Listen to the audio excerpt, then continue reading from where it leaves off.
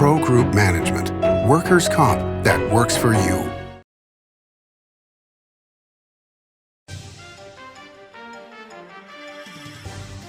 Welcome to Nevada Newsmakers. On the program today, cybersecurity is the issue with Kerry Nemovicher. He's the CEO of Crytica Security, here for the whole show on an all-new Nevada Newsmakers. Retail's impact on Nevada's economy? Enormous. 8,600 businesses, large and small, employing 145,000 workers. And last fiscal year, retail paid tax on nearly $60 billion in sales. We're the Retail Association of Nevada. We support retail, we help it grow, and we mean business. RANNV.org. Pro Group Management specializes in providing industries with the necessary components to satisfy and exceed workers' comp requirements. Every business has unique needs and specific regulations. Pro Group Management stays ahead of the curve, providing up-to-date services to keep your industry in top form. Discover how we simplify your tasks, improve efficiency, and reduce expense to keep you moving in a positive direction. Pro Group Management, workers' comp that works for you. What do you count on? You count on your power every day. At NV Energy, we've always powered what's important to you. But we're not looking at the past. We're focused on the future. While our standards are high, our rates will remain low. And our commitment to renewables isn't just meeting standards, but leading the way. Because you can count on more than just your power. You can count on the company who brings it to you. That's our promise. You can count on it. This is Nevada Newsmakers with host Sam Shad, a no-holds-barred political forum. Now, from the Nevada Newsmakers broadcast headquarters, here is Sam Shad. And back on Nevada Newsmakers, we're pleased to welcome to the program for the first time Kerry Nemovicher. He is the CEO of Crytica Security, a cybersecurity firm. He's got 40 years of experience in the field. Pleasure to have you on the program, sir. Thank you. It is a pleasure to be here. Let's just, talk about this insane Russian hack that's known as SolarWind. Yes. First of all, because an awful lot of people out there are going, we have no clue what this is. Tell us what happened and what the effects have been so far. Okay. SolarWind, this attack, is an attack that those of us in the field have seen coming for a long, long time. Unlike when you're told, don't click on this link because it will take you to a website and then it'll download the malware, the virus, to your computer. What happened here was they managed to not only piggyback, but get inside of legitimate software that was being downloaded to people's computers. It's as if, you're constantly getting updates from Microsoft. Well, suppose you could put a piece of malware, a virus, inside of that legitimate update. Comes down to your computer, you look at it, it came from Microsoft, and I don't mean to badmouth Microsoft. In this case, it came from SolarWind, which was a legitimate company. And what did SolarWind do? Who were their customers? Oh, they have a whole slew of customers, a lot of governmental customers. But if you'll excuse me, Sam, I think the important thing here is not who their customers are and not the effects, but why this thing happened. I mean, we can take a look at this as being some massive pileup on the highway and take a look and, there's a lot of fascination in all the damage. And in this case, we haven't yet realized the extent of the damage because SolarWinds had a lot of customers. And they had a lot of customers. And so this continued and is continuing to propagate out because the malware itself, the virus, can spread. I think it's much more important to understand why this happened. Okay, let's go there. Okay. It happened very much because what we have in this country, and I don't want to be the bearer of bad news, but we don't really have cybersecurity. We have cybersecurity theater. And let me give you some examples. All right, we've got lots of nice shiny things that look really impressive. For example, when you go to choose a password, these days it makes you choose not only just a string of letters, but you have to have an uppercase and a lowercase and a special character and a number. Now there's a real distinction between requiring that and permitting that. If you permit that, that's great because you can have more and more permutations, more and more different types of passwords that are harder than to crack using brute force. But if you require them, any first-year statistics student will tell you you have reduced the number of permutations significantly. Why? I could go through the mathematics. Well, no, but I mean, I guess I'm a little stuck here. So I'm not sure I understand. You know, if I come up with a password that has upper and lower case and a special symbol, that eventually becomes easier to crack? No. Requiring you to have that. Let's take a very simple example. Sure. Suppose we only have a 3-letter password, all right? We would never do that. Okay, so the bad guys are going to try all these combinations. They see the first one is a capital letter. So then they know that since you need to have a lowercase and a number, they don't need to try any more capital letters. Once you put a second one in, now I've got a lowercase, well, now I've only got the digits left. Whereas if every time they had to try all the uppercase, all the lowercase, all the special cases, the numbers and things like that, that's much more for them to try each time. So by requiring it, as I said, that's the difference between permitting it and requiring it. If you permit it, great, we should permit it. But making you do that reduces the number of possibilities, because here you're choosing your password. And let's say I want to use a really significant password, the word password. All right, I write down password, and now I need a number at it. So I'll put password 1 at the end, because at the end now I can't choose out of all the letters and things. I'm stuck with that one number. I'm limited to the amount of possibilities that I have to choose from. And yet, this is everywhere. Everybody's requiring it rather than recommending it. Okay, so as a bad guy, it makes life easier for me. Okay, all right, let's go back to this actual hack, okay?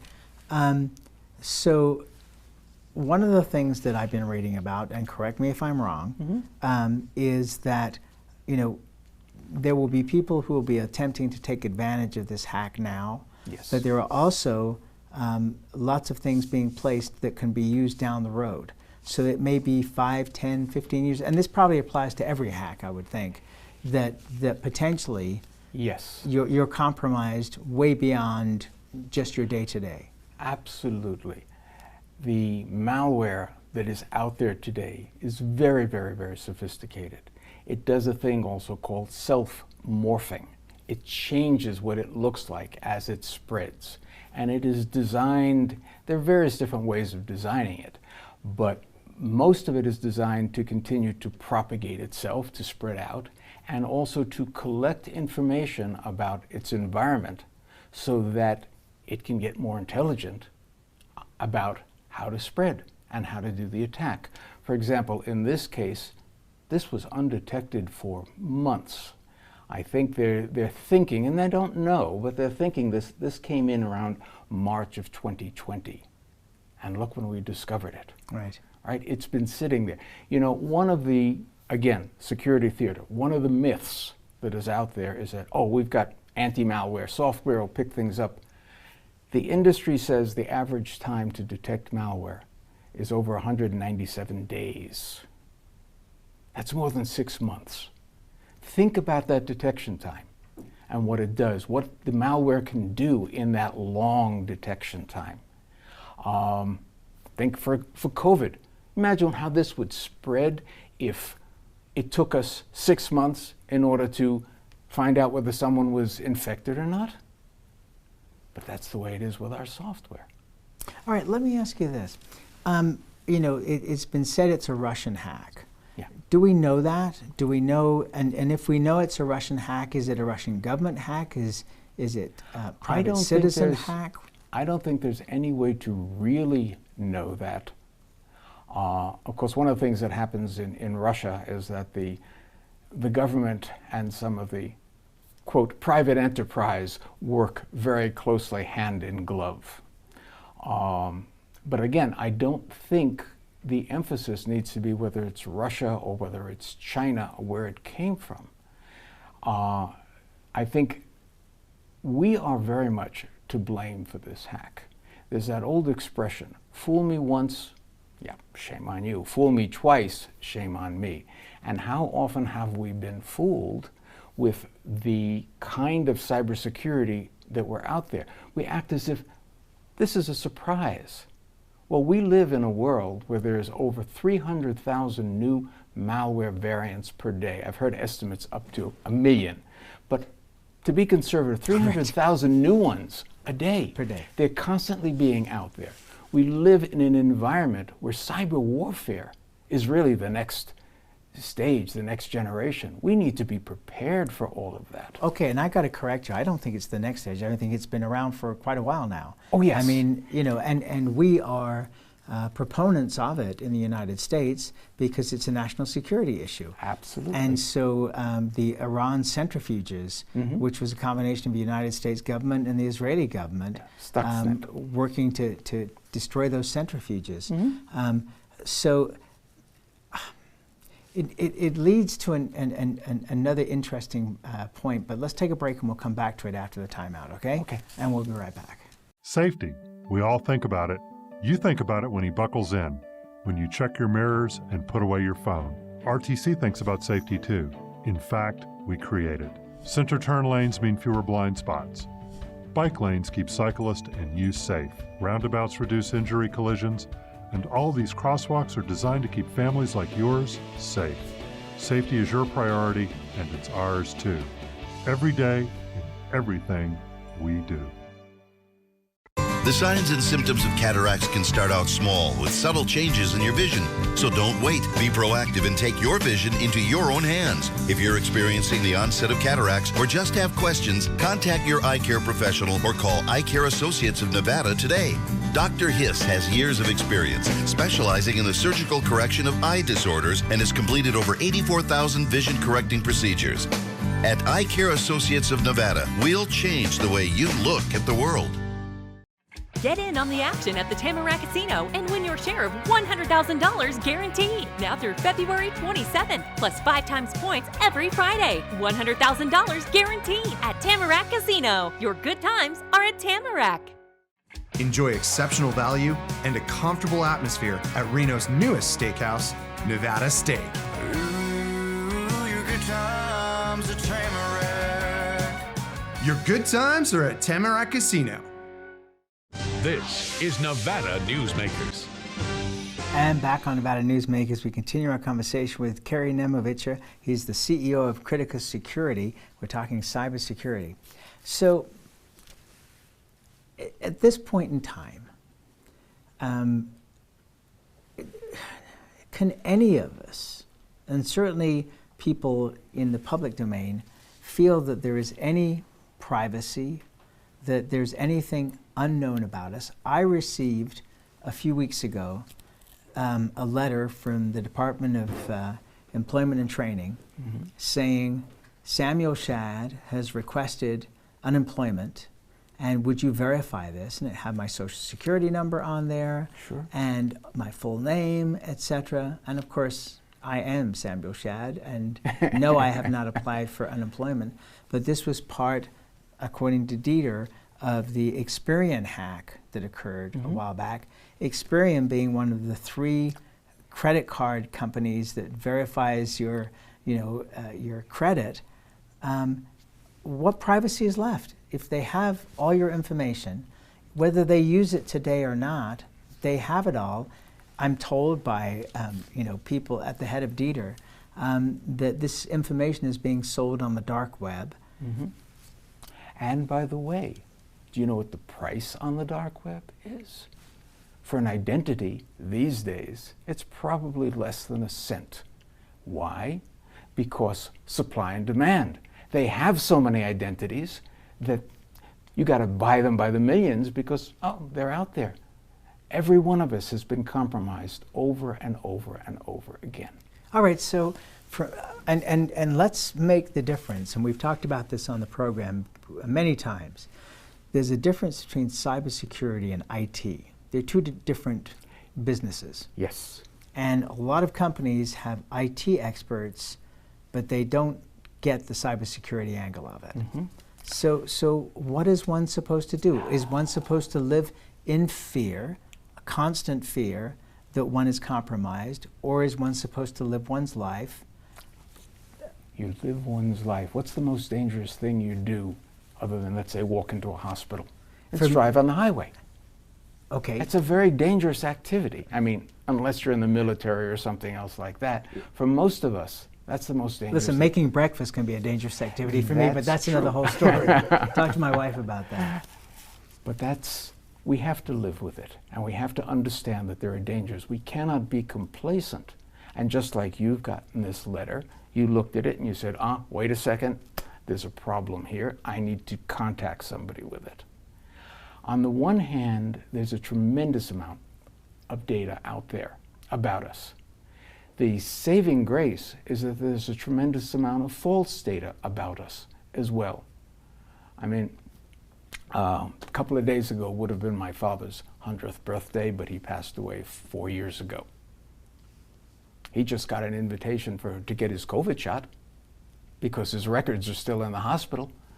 I mean, we have a lot of inconsistencies out there, and we have to understand that everything that comes out of a computer is not the truth. The old expression, garbage in, garbage out. There's a lot of garbage floating out there. A lot of garbage floating in the dark web out there. And we just have to be aware. Take our chances, unfortunately, as individuals. As an industry, we need to reevaluate ourselves, because think for a second. Part of my checkered past, I was the CIO of a rather large corporation. I had incentives to bring in new systems and propagate things out. Well, where were my incentives for cybersecurity? They did not exist. And when I wanted to use budget for cybersecurity, I had to fight tooth and nail for that and pretty much pull it from various different places because there was no direct bottom line ramification of what I was doing. If I brought in a new sales system and maybe eliminated some sales jobs or provided better service to customers that could be measured. But how do you measure cybersecurity effectiveness? Okay, well, I'll tell you. It's when you're the city of Atlanta and you've got a $10 million ransom to get your system back. Yes. I don't think it takes a hell of a lot of those kinds of situations to wake up certainly governments, whether they be local or state or federal, when you're looking at issues of national security, the potential to affect water, power, gas. I mean, all of these systems, you get into space and you start to talk about even more things. If you were to take down, the global positioning satellites, the GPS, I mean, what would happen to, think about what happens to America if the power goes off for an hour. An hour. Yeah, absolutely. And this is true. But taking that concept and then bringing it into our day-to-day lives and how we function is a major step. It's a change in culture. We are Americans, and we have been so used to being the number one in everything that there's a certain level of complacency about us. We have the best computers, we have the best... Okay, hang on. We got about 4 minutes left. I want to take a break. We'll come back and we'll talk about this. We'll be right back. Get in on the action at the Tamarack Casino and win your share of $100,000 guaranteed. Now through February 27th, plus 5 times points every Friday. $100,000 guaranteed at Tamarack Casino. Your good times are at Tamarack. Dimitri Prine here for Design Outdoor.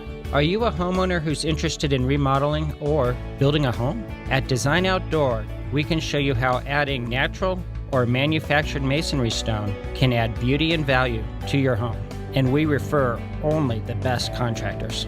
Our store and backyard are located at 11600 South Virginia, just north of DeMonte Ranch Parkway. Visit designoutdoor.com or call us at 851-9499. Hey guys, are you watching the game at a friend's or the bar again because you can't watch at home with your wife? Or worse, because she kicked you out and kept your couch, your flat screen, and your kids? What's the one thing a man needs when he loses a good woman? A good lawyer. And when he loses a bad woman, he needs a great lawyer. What makes a good woman a bad woman? You tell me. You're the one that can't watch the game in your own home. I'm men's rights attorney Marilyn York, and I represent men in divorce, custody, and family law matters.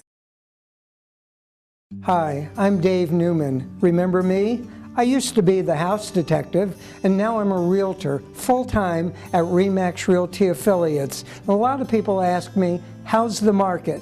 You know what? It's fantastic. If you're even kicking around the idea of buying or selling, give me a call. Let's talk about it. Call me at RE/MAX Realty Affiliates and just ask for the guy who used to be the house detective, Dave Newman. Everyone is talking about opioids, but they're not the only drugs that can be harmful if taken in large quantities or not as prescribed. You also need to be aware of side effects from anxiety drugs, muscle relaxants, sleep aids, and stimulants. Mixing prescription drugs with other drugs or alcohol can be dangerous. If you take an Ambien with a glass of wine, it may be enough to stop you from breathing. Prescribed drugs can be just as dangerous as illegal drugs. Take medications only as directed. Get in on the action at the Tamarack Casino and win your share of $100,000 guaranteed. Now through February 27th, plus 5 times points every Friday. $100,000 guaranteed at Tamarack Casino. Your good times are at Tamarack. This is Nevada Newsmakers. And back on Nevada Newsmakers, we continue our conversation with cybersecurity expert Kerry Nemovicher. Kerry, we have given up so much in terms of Google and Amazon, and you go through the list of all the different things that we go to online, that we have given up all our information. They are able to collate our information and use it to sell things to us, but obviously there is criminal behavior as well. But we are complicit in this because we have given up by choice our information. We don't read, because nobody could read any of those disclaimers that come up that are 40 pages long in legalese. And now we have the internet of everything, where people are putting in these Ring doorbells. Now we're allowing the police to have access to everything that maybe they should, maybe they shouldn't have access to.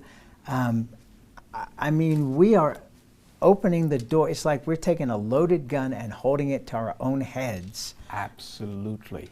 You know, one of the things that Crytica does is that we detect malware much faster than that 6 months. We're down to like, you know, less than 3 minutes to detect malware. But part of our plan is to go to the IoT world. What's IoT? Internet of Things. Oh, okay, sorry. And people say to me, well, why would you want to protect your light bulb? I mean, so what? Somebody can turn it on and off. It's not that. That light bulb is connected to your network, and it's an into everything else. It's like that great Target breach that happened way back when. Remember when Target was hit? They came in through the HVAC vendor, not directly through Target's own systems. The same thing. You put in that intelligent light bulb, it's connected to your network. And it's connected as an internal member of that network. So we need to protect every single piece of electronics, anything that's got any intelligence to it, we need to protect. Okay, so how many years out are we from even beginning to have that kind of capability?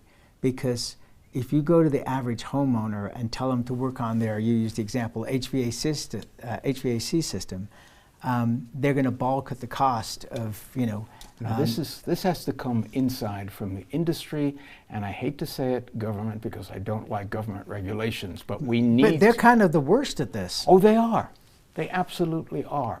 I know of, well, we won't even get into the government right now, but the industry needs to police itself. For example, going back to solar wind, One of the things that happened with Solar Wind was that they produced software, but they didn't have the measures in place to protect that software from being infected before it's going out. And that is pretty much the equivalent of, you get some medicine and it's got that tamper-proof seal on it. Well, somebody put the poison in before they put the tamper-proof seal on it. Same thing here. The industry needs to pick itself up and say, we need to do something about this, not as individual companies, but we need to come together and set some security standards, because otherwise we're toast. Okay, so we got about 20 seconds here. What's your worst nightmare that keeps you up at night? Cybersecurity, very similar to Solar Wind.